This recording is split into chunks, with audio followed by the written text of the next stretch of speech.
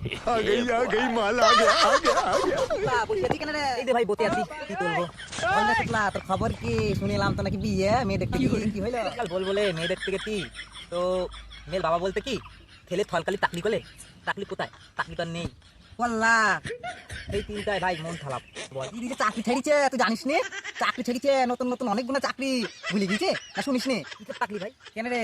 চপের দোকান থাকলে আর হচ্ছে কি চায়ের দোকান থাকলে তখন মেয়ের বাবারা রাজি হয়ে যাচ্ছে বিয়ে দেবে। কি ভাই তাই শুনবে?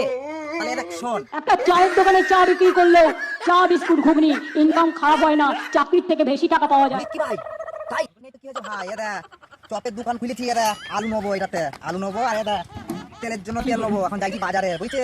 বাজারে গিয়ে সব জিনিসপত্র কিনবো, কিনে বিকেলে চপের দোকান লাগাবো। মালগুলো ওখানে কিসের কথা বলছে? চাকরির কথা। চায়ের দোকান খুলবে, চপের দোকান খুলবে, মুড়ির দোকান খুলবে, যাই তো তাই ভাই। তাহলে এক কাজ করি, আমি চায়ের দোকান খুলবো, ঠিক আছে ভাই? তা আমাকে চায়ের দোকানে নালে কাজে নিবি ভাই, কারণ দেখতে পাচ্ছিস আমি বিয়ে করবো, কিন্তু বিয়ে করতে গেলে আমাকে সে একই কথা বলে। সুমন্দির ভাই ন্যাংরা, তুই আবার কি চাকরি করবি? হ্যাঁ তুই কি শোন দিদির কাছে, চাকরি তোর জন্য আছে কিনা? আমাদের চপের দোকানে কাজ করবি, আবার মেয়ের বাবাকে কি বলবি আমিও চাকরি করি, তো তুমি অ্যাড দেবে। তুপ তুপ শালা ল্যাংলা, তুমি এখানে চাকরির জন্য তো